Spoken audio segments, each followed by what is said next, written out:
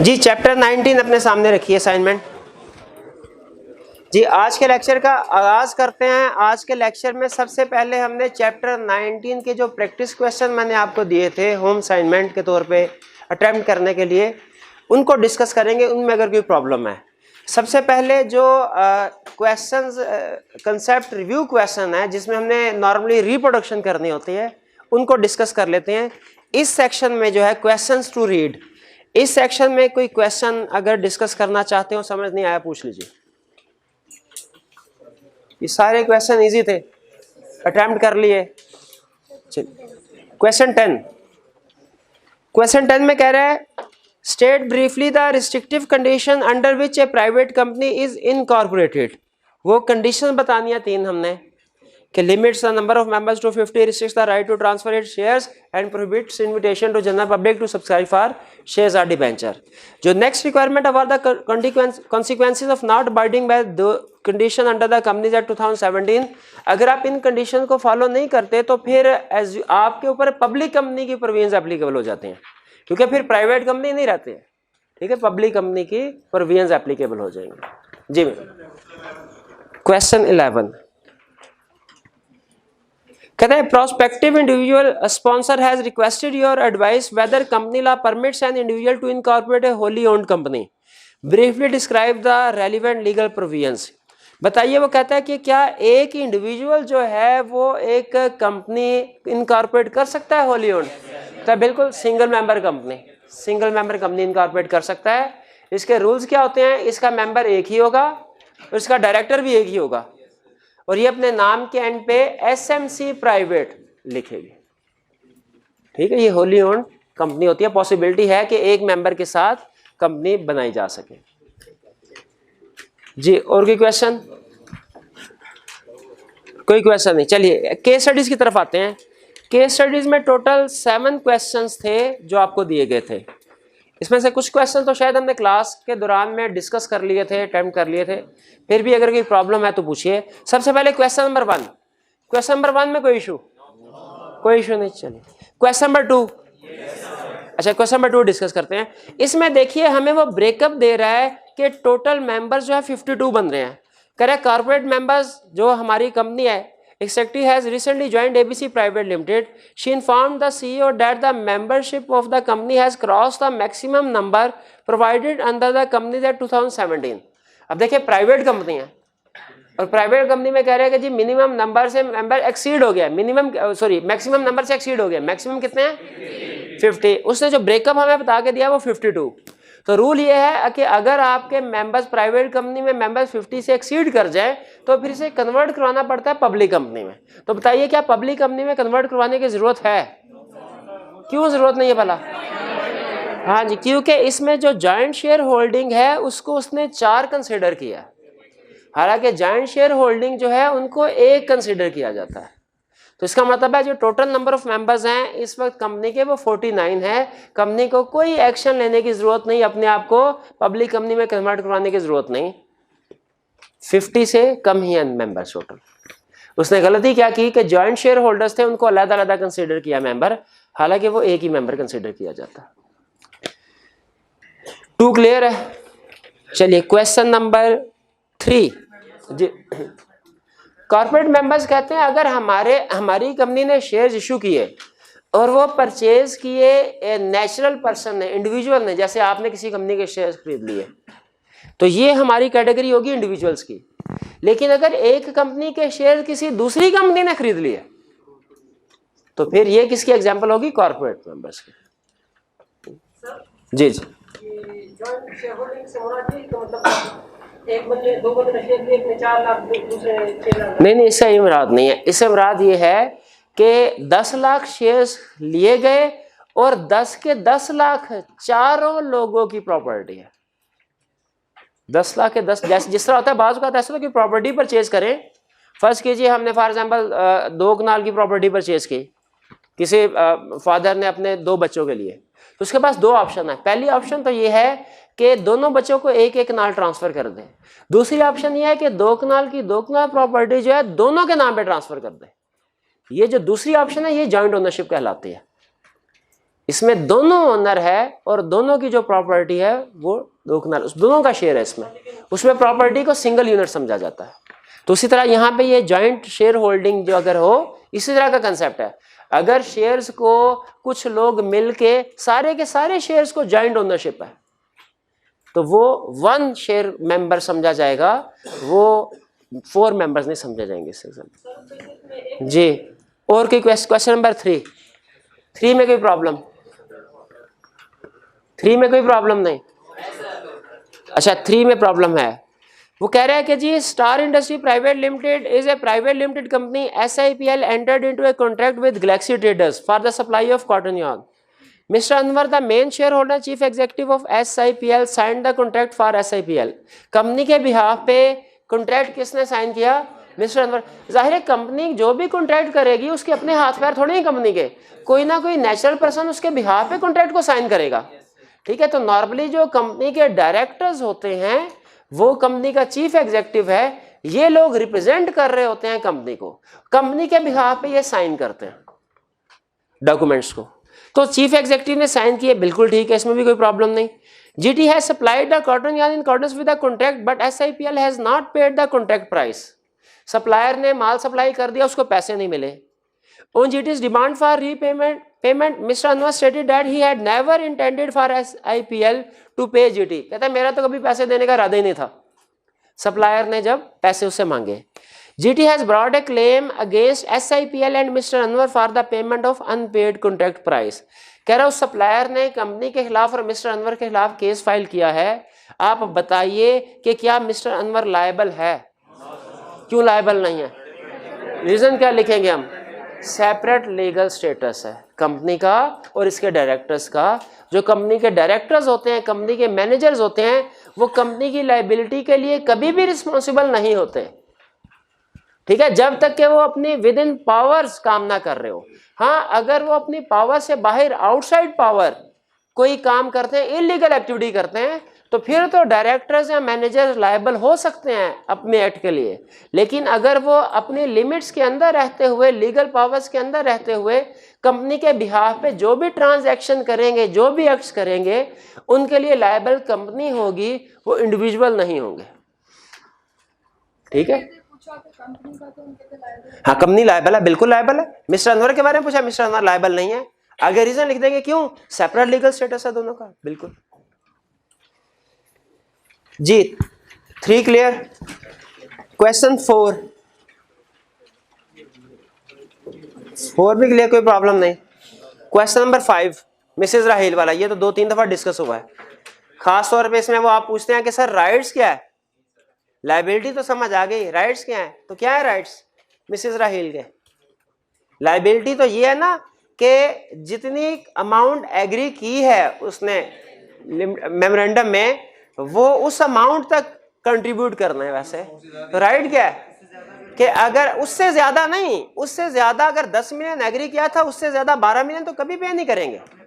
हाँ, अपना जो ड्यू शेयर होता था उससे अगर ज्यादा पे कर दिया तो उसकी रिकवरी वो दूसरे मेंबर से करवा सकते हैं। ठीक है जी। जैसे अगर 2 मेंबर्स है कंपनी लिमिटेड बाय गारंटी के, दोनों ने कहा कि हम 10-10 मिलियन तक की अमाउंट एग्री करते हैं, डिफॉल्ट किया, कंपनी ने 10 मिलियन की लायबिलिटी पे करनी है। अब असूली तौर पे दोनों को 5-5 मिलियन पे करना चाहिए मेंबर्स को, लेकिन दूसरा मेंबर भाग गया कहीं और पहला मेंबर जो है वो लोगों के हाथ है, क्रेडिटर्स के हाथ है, उन्होंने कहा भाई निकालो 10 मिलियन। तो क्योंकि 10 मिलियन तक का एग्री किया हुआ था, उसने 10 मिलियन पे करेगा पहला मेंबर, लेकिन उसका अपना जो ड्यू शेयर था उससे उसने ज्यादा पे किया है। अपना ड्यू शेयर तो उसका 5 बनता था, 5 मिलियन। तो इसका मतलब है अब इस बंदे का राइट है कि वो जो मेंबर भाग गया उसको ढूंढ के उससे 5 मिलियन तक की रिकवरी करवा सकता, ये राइट होता है जी। और की क्वेश्चन जी? नहीं, इसमें 6 देखें, लीगल केस स्टडी का रूल है, आपने सबसे पहले तो लीगल प्रोविजन लिखनी है। ये केस किस कंसेप्ट से रिलेट करता है? कंपनी लिमिटेड बाय गारंटी से। तो आपने सबसे पहले कंपनी लिमिटेड बाय गारंटी में लायबिलिटी बतानी है कि लायबिलिटी क्या होती है। वो अमाउंट जो कि मेंबर्स एग्री करते हैं to contribute in the event of its winding up, वो मेमोरेंडम में लिखी होती है अमाउंट। ये लिखेंगे पहले लीगल प्रोविजन, फिर उसके बाद डिसीजन देंगे कि राइट्स क्या है और लायबिलिटीज क्या है उसके बाद। ठीक है, नॉर्मली जो लॉ है उसकी केस स्टडी का असूल जहन में रखिएगा, 3 चीजें प्रेजेंट करनी होती हैं हमने, 3 चीजें। पहली चीज लीगल प्रोविजन रेलिवेंट वाली, रेलिवेंट जो उस केस से रेलिवेंट है। जैसे इस केस में कौन सी लीगल प्रोविजन रेलिवेंट है? Limited by guarantee liability. फिर उसके बाद लीगल प्रोविजन के बाद डिसीजन देना है अपना कि कोई चीज किसी चीज के लिए यस या नो जो भी उसने पूछा है। फिर उसके बाद बेसिस ऑफ डिसीजन देने होते हैं। यहां पे हम पहले लीगल प्रोविजन लिख देंगे, फिर उसने हमसे राइट्स और लायबिलिटी पूछा है तो लायबिलिटी की हेडिंग देके लायबिलिटी लिखेंगे, राइट्स की हेडिंग देके फिर राइट लिख देंगे। बात समझ आई? तो जनरल रूल क्या है? जनरल रूल क्या है लॉ की केस स्टडीज को अटेम्प्ट करने का? 3 चीजें हमने प्रेजेंट करनी है, legal provision, decision, basis of decision. Basis of decision का मतलब वो केस से रिलेट कर रहे होते हैं। ठीक है, केस से रिलेट कर रहे होते हैं। जैसे जो पीछे मिस्टर अनवर वाली थी, इसमें हम पहले उसे बता देंगे कि कंपनी का एक सेपरेट लीगल स्टेटस होता है, कंपनी के एक्ट्स के लिए जो डायरेक्टर मैनेजमेंट लायबल नहीं होते। ये हमारी legal provision. Basis of decision में लिखेंगे Anwar is not, sorry decision में लिखेंगे Anwar is not liable. Basis of decision में लिखेंगे because Anwar and company both have separate legal status from each other.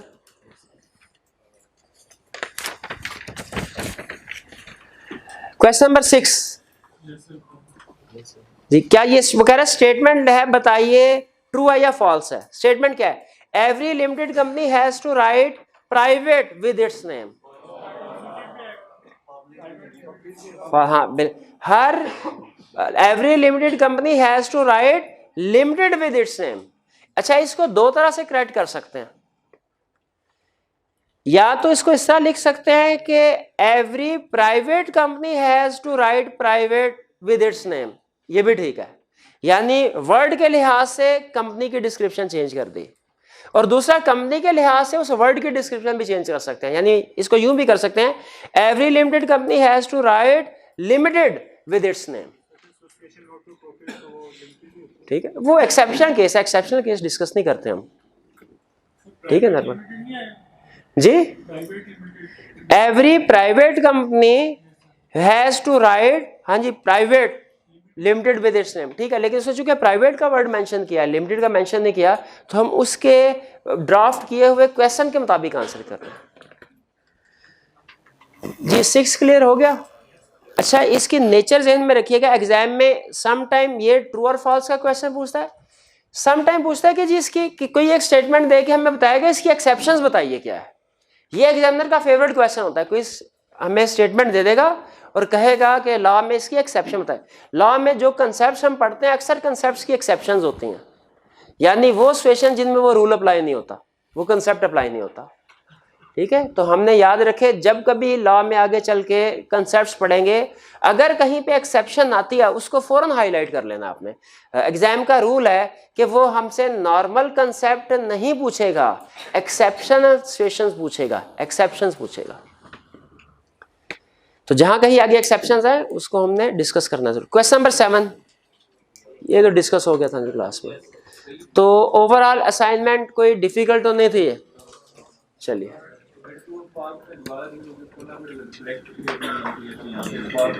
तो वो आपके क्वेश्चन आएंगे तो मैं उसकी ड्राफ्टिंग का तरीकाकार आपको एक्सप्लेन करता रहूंगा साथ साथ।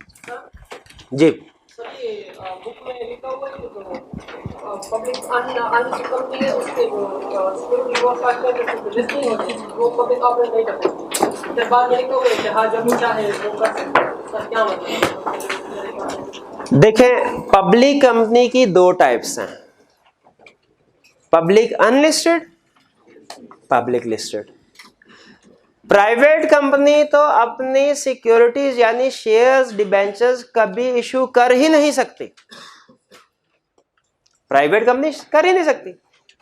पब्लिक अनलिस्टेड कर सकती है, क्योंकि पब्लिक कंपनी है, कर सकती है, लेकिन उसे उसके लिए अपने शेयर्स को स्टॉक एक्सचेंज में लिस्ट करवाना पड़ेगा। और जो पब्लिक लिस्टेड कंपनी है वो ऑलरेडी इशू कर चुकी है, वो कर सकती नहीं है, कर चुकी है लिस्टेड कंपनी। अनलिस्टेड कर सकती है, अभी शेयर इशू नहीं किए। जी और कोई क्वेश्चन? जी ये पहले बताइए केस स्टडी वाला एरिया से पूछ। केस स्टडी क्वेश्चन 4 में पार्ट 2 में 2 मार्क्स है। Who may revoke the licence required, हाँ तो बताएंगे अथॉरिटी कौन है जो लाइसेंस रिवोक कर सकती है। कॉन्सिक्वेंसेस, अच्छा ये कॉन्सिक्वेंसेस जो है इनमें आप सिर्फ इतना लिख सकते हैं कि वो कंपनी उसको अपने एसोसिएशन जो है उसको वाइंड अप करना पड़ेगा और अपने एसेट्स दूसरी किसी सिमिलर ऑर्गेनाइजेशन को ट्रांसफर कर देने पड़ेंगे। हम मार्क्स के लिहाज से अपने आंसर को शॉर्ट कर देंगे। जी क्लोज कर दें असाइनमेंट को। चलिए असाइनमेंट की डिस्कशन हमारी कंप्लीट हुई।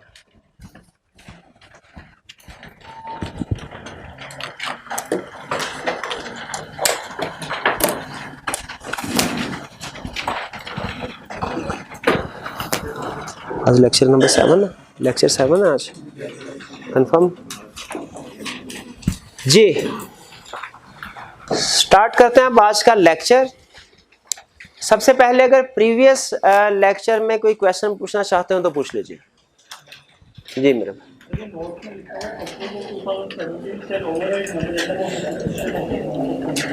हाँ जी, companies act override memorandum of association, articles of association, इसका मतलब क्या है ये सुन लीजिए।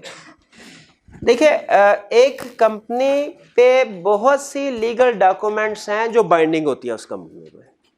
जैसे जितनी भी कंपनीज हैं उन सब ने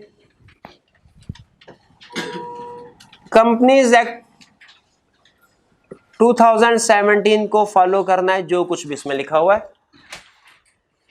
फिर इसके बाद एक और डॉक्यूमेंट होती है मेमोरेंडम ऑफ एसोसिएशन, फिर एक और आर्टिकल्स ऑफ एसोसिएशन, फिर एक होती है रेजोल्यूशंस जो मेंबर पास करते हैं, रेजोल्यूशंस जो मेंबर डिसीजन करते हैं। वो कहता है कि ये जो आपको हमने 4 डॉक्यूमेंट्स बताए हैं जिनको एक कंपनी ने फॉलो करना है, अगर ये आपस में कन्फ्लिक्ट कर रही है किसी बात पे तो आप किसकी बात मानेंगे। वो कहता है हिरार्की यही होगी। अगर कंपनीज एक्ट का किसी दूसरी डॉक्यूमेंट के साथ कन्फ्लिक्ट है तो जो कंपनीज एक्ट में लिखा वो प्रिवेल करेगा। अगर मेमोरेंडम ऑफ एसोसिएशन का आर्टिकल के साथ कन्फ्लिक्ट है, आर्टिकल एसोसिएशन का किसी मेंबर्स की रेजोल्यूशन से कन्फ्लिक्ट, तो इसीलिए वो कह रहा है कंपनीज एक्ट जो है ओवरराइड करेगा। ओवरराइड का मतलब इसके पास सुपीरियर पावर है, ठीक है, इसके पास सुपीरियर पावर है। जहां कहीं कंफ्लिक्ट होगा हम इसी हिरार्की में डिसीजन करेंगे कि सबसे most important document companies act, उसके बाद मेमोरेंडम ऑफ एसोसिएशन, उसके बाद आर्टिकल्स, उसके बाद रेजोल्यूशन। क्लियर हो गया बात। तो इसीलिए वो कह रहा है, जैसे फर्ज आपको पता है लॉ हमेशा प्रिवेल करता है रेजोल्यूशन वगैरह से। अगर हम कोई कंपनी बना लेते हैं और आपस में ये रेजोल्यूशन पास करते हैं कि जी एक जगह पे इनकम टैक्स ऑर्डिनेंस में लिखा है हमने टैक्स देना है, हमने कुछ लोगों ने आपस में एग्रीमेंट कर लिया, रेजोल्यूशन पास कर ली, हम तो गवर्नमेंट को टैक्स नहीं देंगे। अब बताइए क्या वो इनकम टैक्स ऑर्डिनेंस वाली बात प्रिवेल करेगी, वो ओवरराइड करेगा या जो हमने रेजोल्यूशन पास की है, जो इनकम टैक्स ऑर्डिनेंस ने कहा। तो हर जगह ये रूल होता है कि जो एक्ट लॉज पास किए गए हैं वो प्रिवेल ओवरराइड करते हैं आपकी बाकी चीजों। जी और कोई क्वेश्चन? जी पूछे।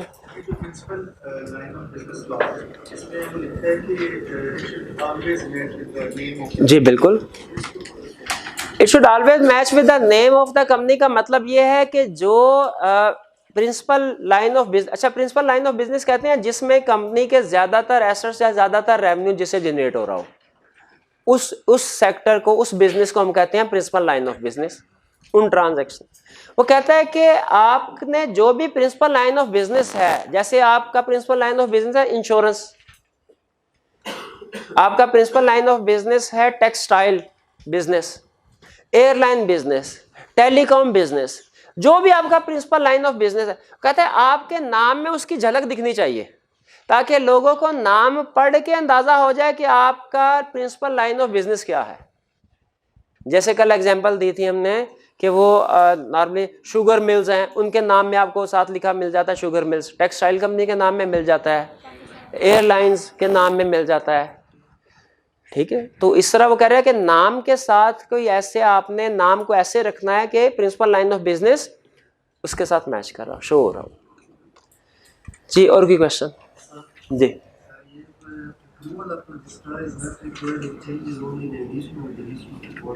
हाँ, वो कह रहे हैं कि जब कभी आपने नेम को चेंज करना है उसके लिए रजिस्ट्रार से अप्रूवल की जरूरत है। आपको पता है स्पेशल रेजोल्यूशन पास करते हैं, उसके बाद रजिस्ट्रार से अप्रूवल लेने के लिए जाते हैं। रजिस्ट्रार अप्रूव करता है तो फिर चेंज फाइनल समझा जाता है, रजिस्ट्रार के अप्रूवल के बगैर चेंज फाइनल नहीं समझा। वो कहता है लेकिन फर्ज कीजिए अगर आप अपनी कंपनी को पब्लिक से प्राइवेट और प्राइवेट से पब्लिक में कन्वर्ट करवा रहे हैं, फर्ज कीजिए, तो बताइए अब असल में नाम तो टेक्निकली देखा जाए तो अगर प्राइवेट से पब्लिक में कन्वर्ट करवाया तो बाकी नाम तो सेम है, उसमें प्राइवेट का वर्ड अब डिलीट हो जाएगा। अगर आपकी पब्लिक कंपनी थी, आपने उसे पब्लिक से प्राइवेट में कन्वर्ट करवाया तो बाकी नाम तो सेम रहेगा, प्राइवेट का वर्ड ऐड हो जाएगा क्योंकि लीगल रिक्वायरमेंट है। क्या इसको हमें चेंज इन नेम समझना चाहिए कि नहीं समझना चाहिए? देखिए प्रैक्टिकली देखिए, कॉमन सेंस कहती है कि नाम चेंज नहीं हो तो सिर्फ स्टेटस चेंज होने की वजह से लीगल रिक्वायरमेंट के मुताबिक प्राइवेट का वर्ड ऐड किया जा रहा है या डिलीट किया जा रहा है। लेकिन लॉ कहता है लीगली ये भी चेंज ऑफ नेम है, लेकिन इस केस में आपको रजिस्ट्रार की अप्रूवल की जरूरत नहीं है। ठीक है, इस केस में यानी इसका मतलब है लॉ भी रिकॉग्नाइज कर रहा है इस चीज को कि यार ये चेंज तो जो है वो टेक्निकली देखा जाए तो चेंज इन नेम नहीं है, नाम तो वही है, तो लीगल रिक्वायरमेंट्स को फॉलो करने के लिए वर्ड को ऐड या डिलीट किया जा रहा है। जी और कोई क्वेश्चन? जी मेरा क्वेश्चन नंबर चैप्टर 19 का, चैप्टर 20 का question number 14।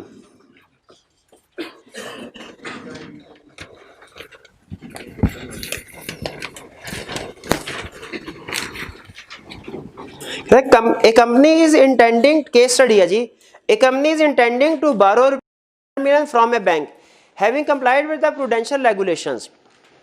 On examination of memorandum, the bankers find that the same does not contain a clause for borrowing.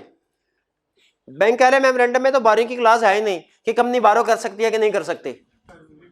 तो कह रहा है company respond by saying that this was due to an error in drafting the memorandum and commits to make requisite change therein at the forthcoming annual meeting. वो कह रहे हैं कि जी असल में टाइप करते हुए गलती हो गई है, तो हम ऐसा करते हैं कि आइंदा जो जनरल मीटिंग होगी उसमें इसको अप्रूव करवा लेंगे। Bank proceeds with disbursement of the loan, bank ने लोन दे दिया। डिस्कस द लीगैलिटी और अदरवाइज ऑफ दिस ट्रांजैक्शन, बताइए ट्रांजैक्शन लीगल है कि नहीं है? भाई लीगल है। पहले तो हम लीगल प्रोविजन लिख देंगे ना कि जो कंपनी की मेमोरेंडम है या आर्टिकल्स है उसमें बोरोइंग पावर्स का मेंशन होना जरूरी नहीं है, ये एज्यूम्ड पावर होती है किसी भी कंपनी की कि वो बारो कर सकती है। ठीक है, इसके बाद तो इस केस में भी जो बैंक ने डिसबर्समेंट किया है वो बिल्कुल ठीक किया है क्योंकि मेमोरेंडम कंप्लीट है, इसमें लोन बोरोइंग पावर का लिखा होना जरूरी नहीं। क्लियर हो गया जी? और कोई question? Undertaking class, undertaking class में शेयर होल्डर ये कहते हैं कि जी हम अंडरटेकिंग देते हैं, हम ये बयान देते हैं, हम हल्फिया बयान देते हैं कि हमने मेमोरेंडम में ऊपर जो भी कंडीशंस लिखी हुई हैं आइंदा सारी जिंदगी इनको फॉलो करते रहेंगे, इनके खिलाफ नहीं जाएंगे, बल्कि इसके अलावा भी अगर आप कोई हम पे कंडीशन इम्पोज करेंगे हम फ्यूचर में हम उसको भी फॉलो करेंगे। ठीक है, ये एक फॉर्मेलिटी होती है वो अंडरटेकिंग देनी होती है। और इसके नीचे फिर होती है एसोसिएशन और सब्सक्रिप्शन क्लास, जिसमें क्या लिखा होता है सारे के सारे जो सब्सक्राइबर्स होते हैं उनके नाम, पर्टिकुलर्स और हर एक ने कितने कितने शेयर लेने हैं वो लिखे होते हैं, क्योंकि जब कंपनी इनकॉर्पोरेट हो जाए तो उनको फिर वो शेयर्स खरीदने पड़ते हैं, पैसे देने पड़ते हैं। जी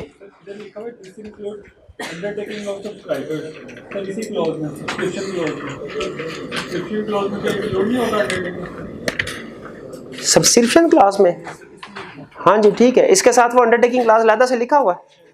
हाँ जी, तो अंडरटेकिंग क्लास में, सब्सक्रिप्शन क्लास में वो ये अंडरटेकिंग दे रहे हैं कि जी हम जो शेयर्स अभी हमारे सामने लिखे हम बाद में ये परचेज करेंगे। ठीक है, वो सब्सक्रिप्शन के लिहाज से अंडरटेकिंग दे रहे हैं वो। जी और कोई क्वेश्चन? जी वन बाय वन। जी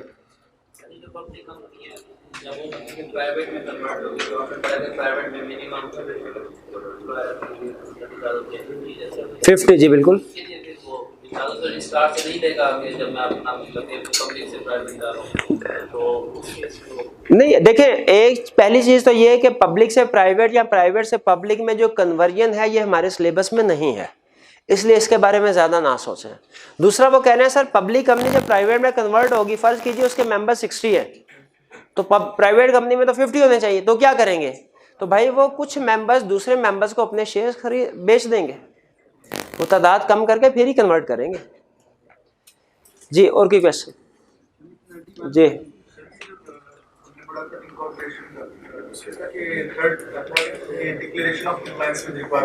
बिल्कुल, डिक्लेरेशन ऑफ कंप्लायंस देनी है। तो डिक्लेरेशन ऑफ कंप्लायंस तो अलहदा से है, वो तो ये होता है कि हम इनकॉर्पोरेशन से रिलेटेड सारी रिक्वायरमेंट्स पूरी कर दें। मेमोरेंडम ऑफ एसोसिएशन में जो हम अंडरटेकिंग दे रहे हैं वो मेमोरेंडम और आर्टिकल्स के हवाले से हैं कि हम आइंदा सारी जिंदगी इन्हीं रूल्स के मुताबिक कंपनी चलाएंगे। जी, आपका ये क्वेश्चन था? हाँ, लॉ ने सम टाइम पहले हुआ ये करता था पेनल्टीज के केस में कि हर सेक्शन के बाद लिखी होती थी कि अगर कंपनी ने ये सेक्शन में जो हमने बात की है ये ना मानी तो उसको इतनी पेनल्टी पे करनी पड़ेगी, कहीं 1 लाख, कहीं 5 लाख, कहीं 10 लाख, कहीं 5,000। अब लॉ ने पेनल्टीज को सबको स्ट्रीमलाइन कर दिया, उसने 3 तरह की पेनल्टीज बना दी है, पेनल्टी लेवल 1, लेवल 2, लेवल 3। अब जहां कहीं वो पेनल्टी आएगी वो सिर्फ इतना बताता है कि लेवल 1 की पेनल्टी, लेवल 2 की पेनल्टी, लेवल 3 की पेनल्टी, और उसने एंड पे अपने जो कंपनीज एक्ट है उसमें बता दिया कि लेवल 1 की पेनल्टी कितनी होती है, लेवल 2 की कितनी, लेवल 3 की कितनी। तो यहाँ पे अब हमें पेनल्टीज के बारे में वो अमाउंट्स वगैरह याद करने की जरूरत नहीं पड़ेगी अब। और आई कैप में भी याद रखें जो एग्जाम में क्वेश्चन सेट होते हैं उसमें नॉर्मली पेनल्टीज नहीं पूछता, ठीक है। कुछ एक स्वेयर केसेस हैं जिनमें वो पेनल्टीज के बारे में पूछता है, जैसे एक जगह पे कहता है कि अगर डिविडेंड अनाउंस किया और विद इन प्रेस्क्राइब टाइम पे नहीं किया आपने शेयर होल्डर्स को, उसमें पेनल्टी आपको क्या मिलेगी, वो आई कैप का फेवरेट टॉपिक है, वो पेनल्टी पूछता है। नॉर्मली रूटीन नेचर की जो हमारे प्रोविजंस हैं इनकी वायलेशन पे क्या पेनल्टी होगी, आई कैप इसको टेस्ट नहीं करता, वो कंसेप्ट टेस्ट करता है, उस कंसेप्ट की वायलेशन पे पेनल्टी क्या कंपनी को पे करना पड़ेगी ये टेस्ट नहीं करता नॉर्मली। जी, ratification of name of company में प्राइवेट कंपनी अपना नाम चेंज हुआ है तो इसका आगे पार्ट है रियलाइजेशन। जी बिल्कुल, चैप्टर नंबर 19 में जो power and duties of commission में हमने दूसरा पॉइंट करा था कि टू अलाउ स्टेट। जी जी बिल्कुल। पहले सर ये कंपनी नहीं, वो हमने कल एक कंसेप्ट ये पढ़ा था कि नॉर्मली तो चेंज ऑफ नेम है तो रजिस्ट्रार के पास जाना है, लेकिन अगर कंपनी अपना नाम चेंज करके कुछ ऐसे अल्फाज रखना चाह रही हैं जो रिस्ट्रिक्टेड है तो उस केस में कमीशन के पास जाना पड़ता है। वो याद है? हाँ जी बिल्कुल, ठीक है। वो नेम्स याद हैं, वो आई कैप ने पूछे हुए कई दफा क्वेश्चन में कि बताइए वो कौन से नेम्स हैं जो रिस्ट्रिक्टेड है और कमीशन की अप्रूवल के बगैर कंपनी वो नाम नहीं रख सकते, वो हमें याद होने चाहिए।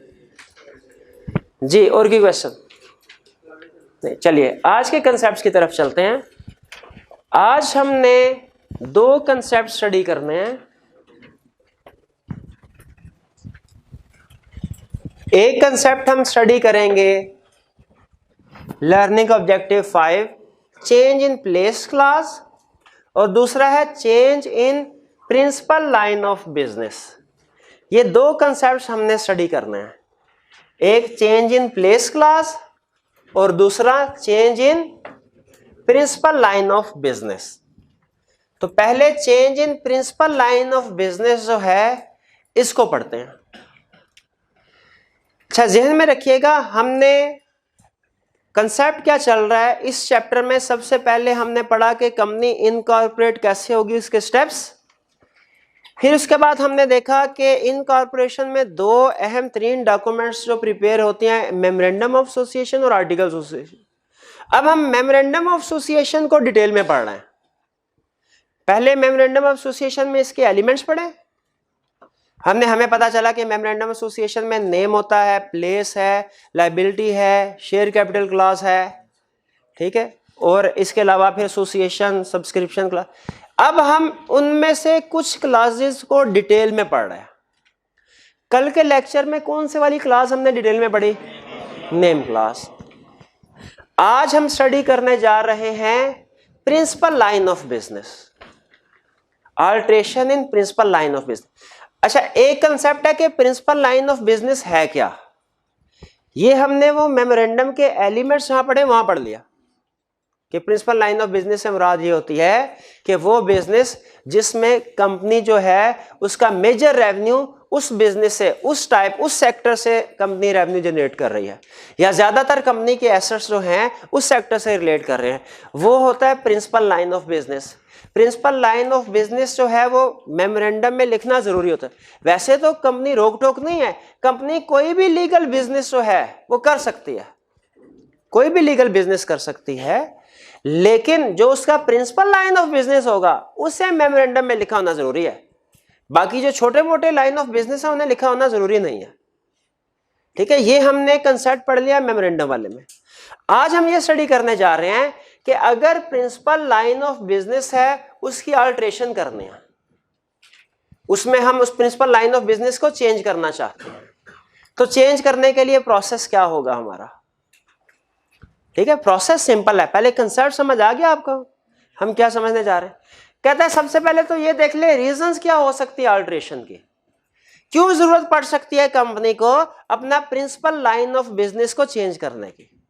अच्छा, आपको एक थोड़ा सा कंसेप्ट हटके बता दूं, पुराने जमाने में principal line of business class को ऑब्जेक्ट क्लास समझा जाता था, ऑब्जेक्ट क्लास कहा जाता था।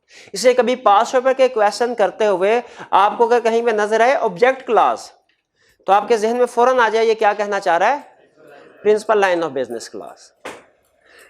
तो कहता है रीजन फॉर अल्टरेशन क्या होगी। पहले कह रहा है to change principal line of business. Textile sector में काम कर रहे थे, प्रिंसिपल लाइन ऑफ बिजनेस है टेक्सटाइल का, हमने कहा नहीं शुगर सेक्टर में जाते हैं, हमने कहा ऑटो सेक्टर में जाते हैं। ठीक है, क्या चेंज कर सकते हैं प्रिंसिपल लाइन ऑफ बिजनेस? बिल्कुल चेंज कर सकते हैं। एक रीजन तो ये हो सकती है कि आप उसको चेंज कर दें। दूसरी रीजन ये हो सकती है कि हम प्रिंसिपल लाइन ऑफ बिजनेस तो है, उसमें हम ऐड करना चाहते हैं एक ऐसा बिजनेस जिसको करने के लिए गवर्नमेंट की तरफ से लाइसेंस या अप्रूवल की जरूरत है।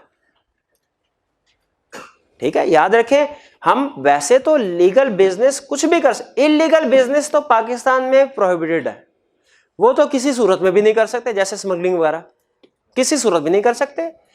लीगल बिजनेस भी जो मर्जी कर सकते हैं आप, लेकिन कुछ बिजनेस ऐसे हैं जिनको आपको करने के लिए आपको अप्रूवल की जरूरत पड़ेगी गवर्नमेंट की तरफ से या रेलिवेंट अथॉरिटीज की तरफ से।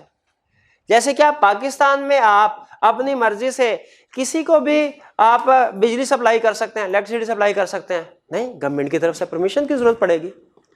इसी तरह अगर आपने पाकिस्तान में बिजनेस कोई भी खोल सकते हैं, बैंक का बिजनेस स्टार्ट करना चाह रहे हैं, तो आपको इसके लिए specifically state bank of Pakistan के पास भी रजिस्ट्रेशन करवानी पड़ती है, अप्रूवल वगैरह लेनी पड़ती है।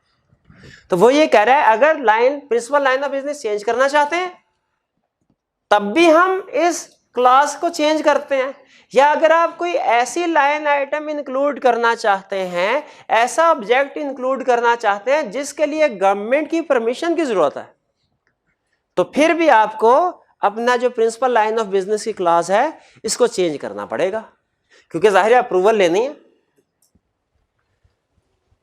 हमने कहा ठीक है, ये तो हमें पता चल गया कि रीजंस क्या हो सकती है अल्टरेशन के। फिर इसके बाद कहता है प्रोसीजर क्या होगा अल्टरेशन का। स्पेशल, देखिए एक जनरल रूल बता देता हूं, मेमोरेंडम में कुछ भी आपने चेंज करना है स्पेशल रेजोल्यूशन की जरूरत पड़ेगी, क्योंकि मेमोरेंडम एसोसिएशन चेंज होना एक आम मैटर तो नहीं है। आम मैटर रूटीन का मैटर होता तो शायद हम कहते हैं यार ऑर्डिनरी रेजोल्यूशन चल जाएगी। तो मेमोरेंडम में जब कभी चेंज होगा कौन सी रेजोल्यूशन रिक्वायर्ड होगी? Special resolution. स्पेशल और ऑर्डिनरी रेजोल्यूशन में फर्क तो पता है ना हमें। चलिए इसके बाद क्या करना है, कहता है Altered memorandum of association file करे रजिस्ट्रार को, कब? With in 30 days. एग्जैक्टली वही प्रोसीजर है जो नेम चेंज का प्रोसीजर था। याद करें नेम चेंज में ये चीजें नहीं थी, स्पेशल रेजोल्यूशन पास की थी और उसके बाद रजिस्ट्रार के पास अल्टर्ड मेमोरेंडम फाइल किया था विद इन 30 डेज, वही चीज है। और कह रहे हैं नोट कर ले, इसमें रजिस्ट्रार के पास जाके हमने रजिस्ट्रेशन करवाई है, कमीशन की अप्रूवल की जरूरत नहीं है हमें, यहाँ पे कमीशन की अप्रूवल की जरूरत नहीं है। Principal line of business change करने के लिए कमीशन की अप्रूवल की जरूरत नहीं है। ये कंसेप्ट समझ आता है? अच्छा, अगर ये कंसेप्ट समझ आता है तो जरा पढ़िए आप लर्निंग ऑब्जेक्टिव 4 में एंड पे क्वेश्चन है 2, 21 और 22। इन दोनों क्वेश्चंस को पढ़ के मुझे बताइए इनमें फर्क क्या है। एक में तो मार्क्स 3 हैं, एक में मार्क्स 5 है। अब मैं कंफ्यूज हूं कि फर्क किस चीज का है। जरा पढ़ के बताइए, समझ आता है आपको?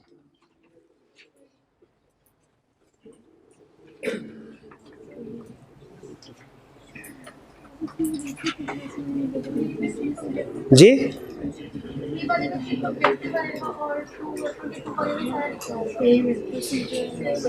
नहीं, सेम नहीं है। 21 वाले में अल्ट्रेशन का वर्ड अंडरलाइन कीजिए। इसका मतलब है 21 वाले में हमने सिर्फ उसे अल्ट्रेशन के हवाले से डिस्कशन करने हैं। आप उसे रीजन बताएं, सर ये 2 रीजन है जिनमें अल्ट्रेशन हो सकती है और ये प्रोसीजर अल्ट्रेशन का। प्रिंसिपल लाइन ऑफ बिजनेस होता क्या है इसके बारे में बताने की जरूरत नहीं है, वो जो हमने मेमोरेंडम में पढ़ा था। 21 में बताने की जरूरत नहीं, लेकिन 22 के क्वेश्चन को पढ़े, इसमें अल्ट्रेशन का वर्ड यूज नहीं कर रहा। उसने क्वेश्चन को जनरल रखा है कि प्रिंसिपल लाइन ऑफ बिजनेस के बारे में बताएं। इसका मतलब है प्रिंसिपल लाइन ऑफ बिजनेस के बारे में हमें जो कुछ पता है, कह रहा है वो सारा कुछ बता दो, और फिर मार्क्स भी ज्यादा है। तो इस क्वेश्चन में इसका मतलब है हमने ये तो प्रोड्यूस करना ही करना है, ये भी प्रिंसिपल लाइन ऑफ बिजनेस से रिलेट कर रहा है कंसेप्ट। इसके साथ ही साथ प्रिंसिपल लाइन ऑफ बिजनेस का जो इंट्रोडक्शन था, जो मेमोरेंडम में लिखा होता है, हमने उसको भी प्रोड्यूस करना होगा। देखिए क्वेश्चन की रिक्वायरमेंट भी कर रहे हैं। जहां पे उसने स्पेसिफाई कर दिया अल्ट्रेशन, सिर्फ अल्ट्रेशन करना। जहां पे उसने कहा principal line of business, question को ज्यादा रखा, हमने सारे कंसेप्ट कवर करना है। किसी क्वेश्चन में जाके कह देगा procedure for alteration of principal line of business बताइए, तो उस क्वेश्चन में फिर हमने क्या करना होगा भला? उसमें अब सिर्फ प्रोसीजर, उसमें फिर ये भी नहीं लिखना होगा, उसमें फिर हमने ये रीजंस भी नहीं लिखनी होगी, सिर्फ प्रोसीजर लिखना होगा। तो ये क्वेश्चन की रिक्वायरमेंट जो है, इसको जरा समझना सीखिए कि क्वेश्चन की रिक्वायरमेंट में हमसे क्या क्या चीजें एक्सपेक्ट कर रहा है। ठीक है, फर्क समझ आ रहा है ना? अल्ट्रेशन, प्रोसीजर या जनरल वो कह दे कि प्रिंसिपल लाइन ऑफ बिजनेस के बारे में बताइए, तो इनमें फर्क क्या है? जी हाँ, रीजन ये लिख दीजिए। हाँ, रीजन शायद इधर नहीं लिखी हुई, रीजन नहीं लिखी हुई तो ये लिख लीजिए, ये 2 रीजन जी। नेक्स्ट कंसेप्ट की तरफ चलें। अच्छा, ये बस एक क्लास होगी। अब देखिए हमारी नेम क्लास हो गई, डिटेल में पढ़ लिया। Principal line of business class हो गई। फिर इसके बाद हमारी अब आती है प्लेस क्लास। प्लेस क्लास अच्छा बताइए कि मेमोरेंडम ऑफ एसोसिएशन में जो प्लेस क्लास है, इसमें क्या लिखते हैं हम? कंप्लीट एड्रेस लिखते हैं, प्रोविंस लिखेंगे या पार्ट ऑफ द प्रोविंस। ठीक है, उसने एक क्वेश्चन में कहा मुल्तान से लाहौर में कंपनी ने ऑफिस शिफ्ट किया, मेमोरेंडम अल्ट्रेशन की जरूरत है? हमने कहा नहीं, क्योंकि सेम प्रोविंस में है। उसने कहा अच्छा फिर बताओ और क्या करना होगा? तो ये देख लीजिए, अगर हम अपना ऑफिस इस सड़क से साथ वाली सड़क पे भी शिफ्ट करते हैं ना, मेमोरेंडम में चेंज की जरूरत नहीं है, लेकिन रजिस्ट्रार को हमें कम्युनिकेट करना पड़ेगा हमारा नया एड्रेस ही है, क्योंकि रजिस्ट्रार के साथ हमारी रूटीन की कम्युनिकेशन होती रहती है। तो मेमोरेंडम की अल्ट्रेशन की जरूरत नहीं है, लेकिन रजिस्ट्रार को कम्युनिकेट करना पड़ेगा कि हमारा नया एड्रेस ये है, ताकि अगली दफा उसने जो भी नोटिस वगैरह हमें भेजने हैं हमारे नए एड्रेस पे भेजे। और फिर कहते हैं फर्ज कीजिए, आपको पता है कि रजिस्ट्रेशन ऑफिस टोटल कितने हैं पूरे पाकिस्तान में? 8। और इसमें पंजाब में शायद 3 हैं, एक लाहौर, फैसलाबाद और मुल्तान। इसका मतलब है मुल्तान रीजन में रजिस्ट्रार कोई और होगा, फैसलाबाद रीजन में रजिस्ट्रार कोई और होगा, लाहौर रीजन में रजिस्ट्रार कोई और होगा। कंसल्ट पे कर रहे हैं। एक कंपनी मुल्तान से उठ के लाहौर में आ गई, मेमोरेंडम में अल्ट्रेशन की जरूरत है? नहीं। और क्या करना है? लाहौर वाले रजिस्ट्रार को बताना है सर अब हमारा एड्रेस ये है, बता दिया। एक एडिशनल बात और कहते हैं उस कंपनी का जितना भी रिकॉर्ड है ना पुराना रजिस्ट्रार के पास, आपको पता है हम रिकॉर्ड नोटिस वगैरह भेजते रहते हैं जमा, वो कहते हैं वो भी मुल्तान वाले रजिस्ट्रार से उठा के लाहौर वाले रजिस्ट्रार को रिकॉर्ड शिफ्ट करना पड़ेगा। ऐसा नहीं होगा कि कंपनी का आधा पिछला रिकॉर्ड जो है वो मुल्तान वाले के पास है और नए सिरे से कहानी हमने शुरू करनी है लाहौर वाले रजिस्ट्रार के पास, ऐसा नहीं होगा। बल्कि कहता है पिछला पूरा रिकॉर्ड भी इस रजिस्ट्रार को शिफ्ट करवाना है और लॉजिकल रिक्वायरमेंट है ताकि उसे पीछे पूरी कहानी पता हो कि कंपनी क्या करती रही है। तो ये कंसेप्ट, ये इन दो सिचुएशन में जो मैंने डिस्कस किए, इनमें मेमोरेंडम ऑफ एसोसिएशन में तो अल्ट्रेशन की जरूरत नहीं है। अल्ट्रेशन की जरूरत कब होगी? जब हम किसी प्रोविंस से दूसरे प्रोविंस में या part of Pakistan not forming part of province उसमें शिफ्ट कर रहे हो ऑफिस। स्टेप्स क्या है? सबसे पहले स्टेप नंबर 1 क्या करना है? देखिए वही आपको जनरल, आपने मेमोरेंडम में कोई भी क्लास चेंज करनी है, स्पेशल रेजोल्यूशन, इसमें कोई कंफ्यूजन तो नहीं। आगे चले, अप्लाई करना है कमीशन को ऑर्डर के लिए। भाई ये क्या चीज आ गई? हम तो रूटीन में अप्लाई करते थे रजिस्ट्रार को, नेम क्लास चेंज की, रजिस्ट्रार से अप्रूवल करवाई लेने के लिए गए, principal line of business change किया, रजिस्ट्रार से अप्रूवल लेने के लिए गए। अब ये प्लेस क्लास के लिए कमीशन से अप्रूवल की जरूरत क्यों है? थोड़ी सी कहानी सुन लीजिए इसमें। एक कंपनी कराची में है, ठीक है, कंपनी जो है वो कराची में, उसने कराची के इन्वेस्टर से पैसे लिए, लोन लिया फर्ज कीजिए कराची के इन्वेस्टर से, और फिर उसके बाद लोन लेने के बाद अपना ऑफिस शिफ्ट कर दिया लाहौर, रजिस्टर ऑफ शिफ्ट कर लाहौर। अब उधर कराची वाला बंदा जिसने लोन दिया है वो अब कंपनी के चीफ एग्जीक्यूटिव को फोन करा है, सर जी वो आपने लोन लिया था पैसे, वो कह रहा है सर ऐसा कीजिए कि आप लाहौर आ जाइए, आपको पेमेंट कर देते हैं। वो लाहौर आया, उसने उसे कहा सर कितने पैसे देने? 10 मिलियन देना है। अच्छा ये लीजिए 5 लाख रुपया। उसने कहा 5 लाख रुपया सर, 30-40 हज़ार तो मेरा 50 हज़ार आने जाने में लग जाएगा और फिर वहाँ टाइम भी इतना ज़ाया हुआ, ठीक है। वो कहा नहीं सर बाकी भी हम आपको ऐसा ऐसा करके दे देंगे। अब मुझे ये बताइए कि अब जिस बंदे ने पेमेंट रिसीव करनी है वो कराची से लाहौर हर दफ़ा चक्कर लगाया, कभी पता नहीं पेमेंट होती है कभी नहीं होती, जब पेमेंट होती है उसे थोड़े पैसे मिलते हैं, उसकी तो अमाउंट डूब गई एक तरह से। हालांकि थोड़े थोड़े करके पैसे मिल जाएंगे उसको, लेकिन इन्वेस्टर जो है ना इसको समझते हैं, कहते हैं ये हमारी रकम खराब हो गई है, अब इससे हम कोई अपना प्रोजेक्ट तो लगा नहीं सकते। इस चीज को रोकने के लिए कि ये ना हो कंपनी लोन किसी एक जगह से ले और फिर उसके बाद ऑफिस दूसरी जगह पे ट्रांसफर कर दे, तो जो कंपनी के क्रेडिटर्स होंगे उनको तो प्रॉब्लम होगी रिकवरी में।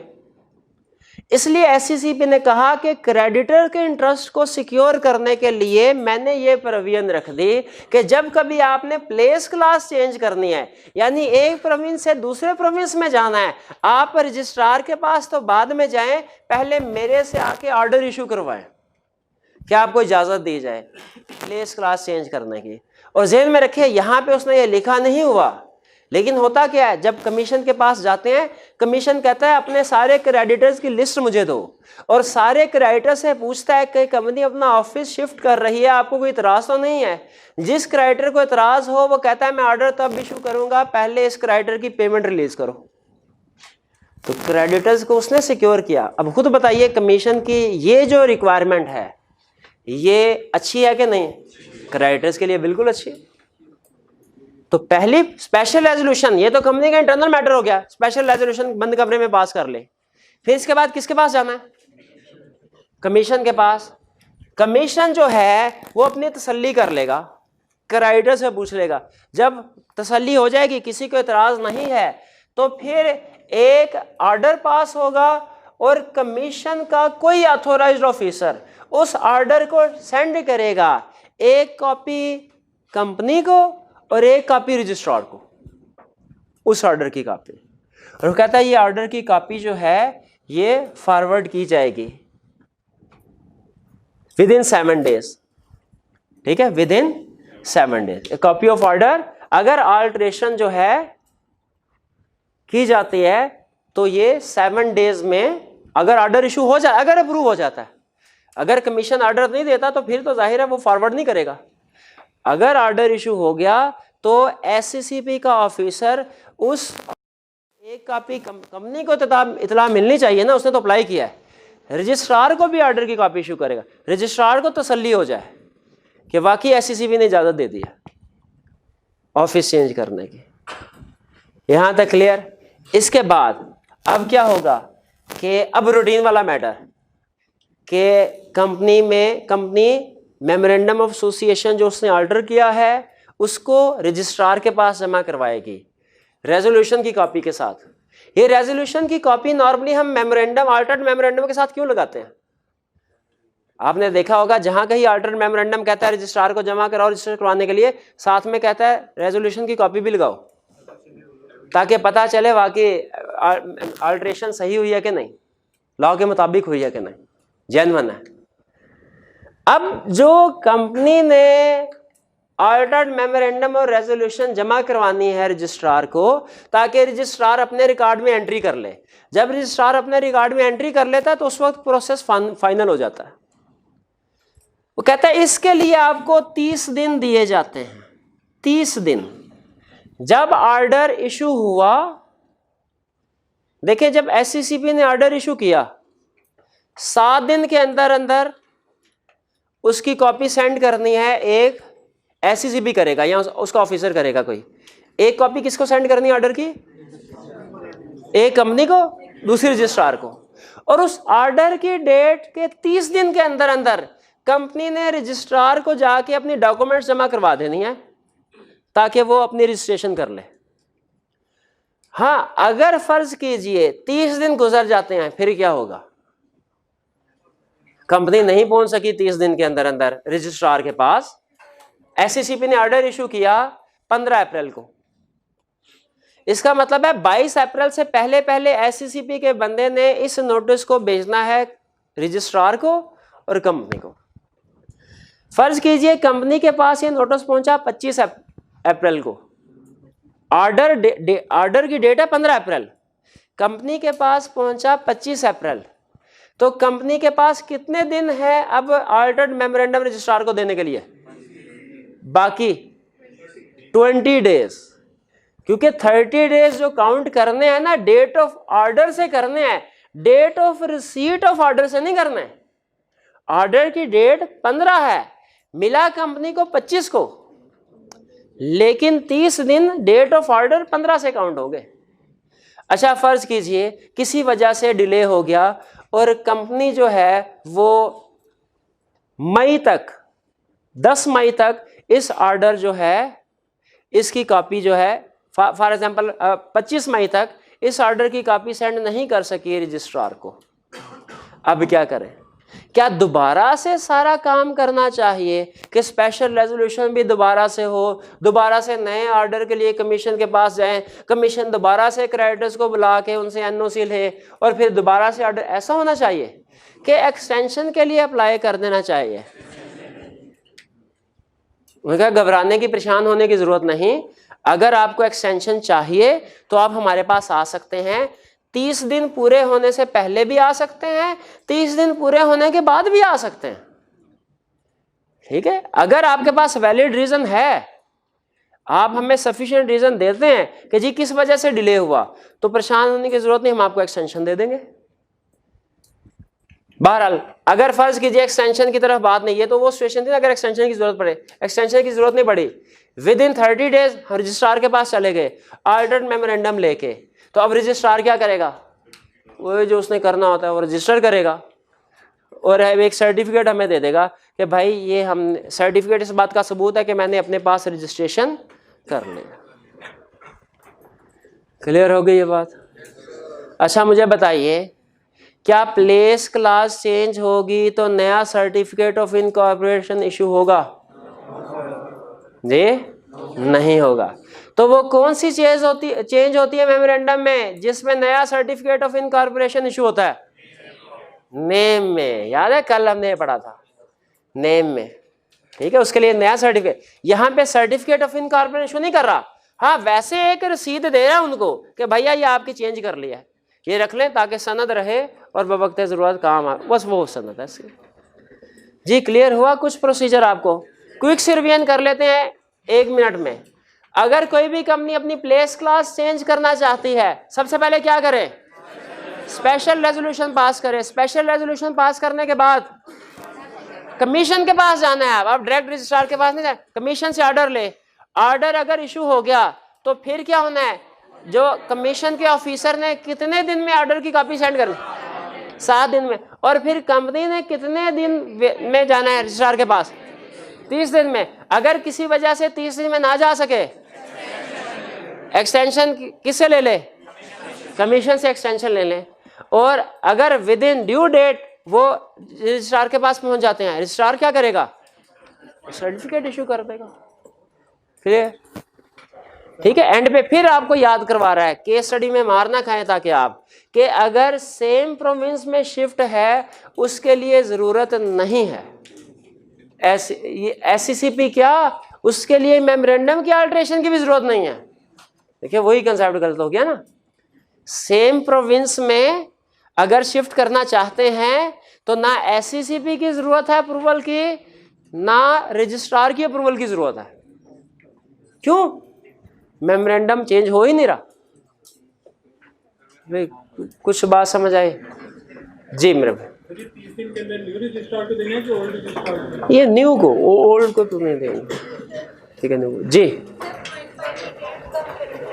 0.5 में डेज कैसे? अच्छा, डेज काउंट किए 7 डेज और 30 डेज। ये दोनों डेज डेट ऑफ ऑर्डर से काउंट करने हैं। डेट ऑफ ऑर्डर से काउंट करना है। ठीक है जी। जी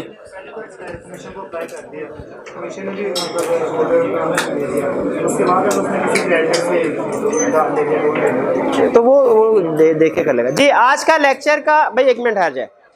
आज के लेक्चर का यहाँ पे अख्ताम करते हैं।